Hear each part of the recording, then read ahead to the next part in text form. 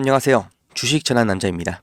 저번 주 금요일 영상에서 삼전에 외인이 다 빠져나갔다, 역대 최저치다, 이런 뉴스를 전해드렸는데요. 이제는 국내에서 바라보는 전망도 밝지만은 않다는 반응이 나오고 있습니다. ETF, 그러니까 상장지수 펀드에서도 삼성전자는 빠져나가고 있습니다. 특히 반도체, AI 관련 ETF에서 두드러지는데 HBM 시장, 고대역폭 메모리 시장에서 경쟁력이 약하다는 건 주가에 이미 반영이 되어 있었죠. 그런데 저번 주 삼성전자의 임원 인사에서 쇄신이 보이지 않는다, 전망이 여전히 불투명하다는 점에서 이 불안감이 ETF 시장까지 확대가 됐다는 거예요. 반대로 SK하이닉스만 새로 편입된 ETF가 8개, 기존의 ETF도 리밸런싱으로 하이닉스 비중을 늘리고 있는데 결국 ETF 시장에서도 하이닉스 손을 들어준 거죠. 결국 자사주 매입 효과가 한 달도 가지 못하면서 삼성전자에 투자하신 분들 선택의 순간이 다가왔습니다.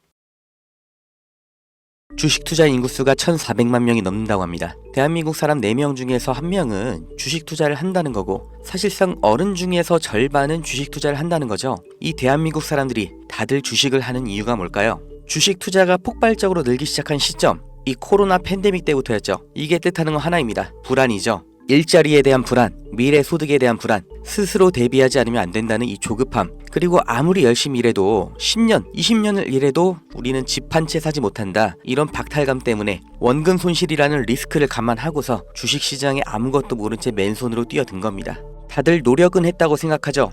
종목 분석 보고 차트 공부도 해보고, 잘 몰라도 억지로 재무제표 찾아보면서 한 글자라도 더 눈에 넣고 머리에 담고 다들 이렇게 열심히 주식 투자하는데, 막상 주변을 보면 주식 투자에 성공했다는 사람 보신 적이 있으신가요? 아마 지인 중에 서울대 갔다는 사람, 사법고시 합격했다는 사람, 이런 사람보다도 더 희귀한 게 주식 투자에 성공한 사람일 겁니다. 그런데 이상하다고 생각한 적 없으세요? 왜 투자인데 공부를 하고 들어갔는데 성공할 확률은 실제 투자나 자영업이 아니라 복권 당첨에 더 가까울까요? 무언가 잘못됐다, 이렇게 느껴지지 않으세요? 공부를 더 하면 나아질까요? 재무제표를 직접 작성하는 회계사도 실패하는 게 주식 투자입니다. 공부가 답이 아니라는 거죠. 그렇다면 답이 뭐냐? 그 진실을 알려드리겠습니다.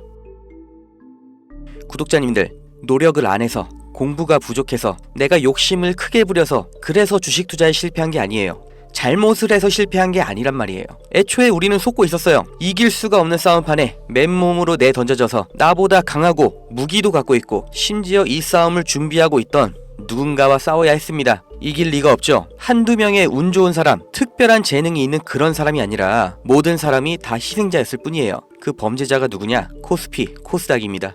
우리가 아무리 공부하고 좋은 기업을 발굴하고 분석해도 장기 투자를 해도 의미가 없습니다. 이 물적 분할, 기업의 유망한 부분을 찢어서 새 회사로 다시 상장하는 거예요. 아주 대표적인 게 2020년 LG화학에서 배터리 사업부를 분할해서 LG에너지솔루션 설립한 거였죠. 이 배터리, 전기차 시장의 최대 수혜 테마죠. 이 시기 가장 큰 주목을 받고 있었는데, 이걸 믿고 LG화학에 투자했던 주주들, 배터리 사업부가 찢겨져 나갔을 때 어떤 보상을 받았나요? 똑같은 사례 대기업만 해도 줄줄이 있죠. 바로 다음 해 SK이노베이션에서 배터리 사업부 똑같이 물적 분할하면서 SK온 설립했죠. SK의 미래를 책임질 주요 사업인데, 이걸 알고 미리 SK이노베이션에 투자한 통찰력 있는 똑똑한 주주는 배신을 당한 겁니다. 또 카카오톡이라는 메신저를 플랫폼으로 활용해서 카카오페이, 카카오뱅크 전부 성공을 시켰죠. 그런데 카카오페이, 카카오뱅크 각각 따로 물적 분할을 해버렸어요.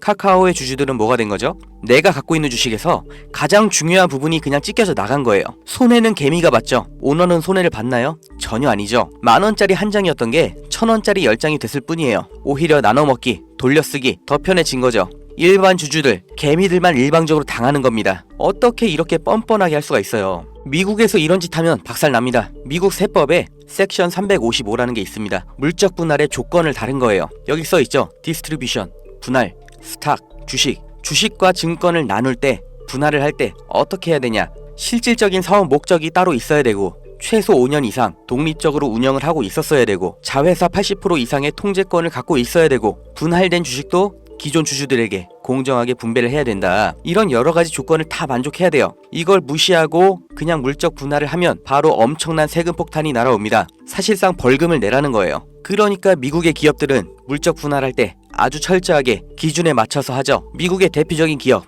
이 GE도 이렇게 테마별로 구분 지어서 분할하니까 시장에서도 전략적 유연성, 자원 배분의 효율화, 이렇게 인식을 해서 주가도 같이 오르는 거예요. 이렇게 모든 주주들에게 이익이 되는 물적 분할을 하라는 겁니다. 회사의 미래 가치를 믿고 투자한 사람들을 배신하지 말라고 이렇게 하는 거예요. 이뿐만이 아니죠. 금투세, 이 말도 안 되는 세금 폐지하나 싶었는데 말장난이었고 그냥 유예였죠. 이 금투세의 최대 피해자 누구예요? 중산층, 개미입니다. 세금 부담 때문에 안정적인 장기 투자를 못하고 리스크 있는 단기 투자, 고위험 투자로 내몰리는 거예요. 심리적 압박 더 받겠죠. 일관된 투자 어렵죠. 그 돈 누가 가져갈까요? 하루 종일 차트 보면서 대응하는 트레이더, 기관, 얘네들한테 다 갖다 바치라고 하는 겁니다. 또 있죠. 분식회계는 어때요? 개미들이 아무리 기업 분석하고 재무제표 찾아보고 PER, ROE 따지면 뭐해요? 이게 진실인지 아닌지 아무도 보장을 못해주죠. 분식 회계를 저질러도 그 처벌이 너무나 낮기 때문에 아예 세계에서 한국 주식을 저평가하는 겁니다. 다들 들어보셨죠? 코리아 디스카운트. 이게 얼마나 부끄러운 말이에요. 한국 거는 그냥 낮춰본다는 거예요.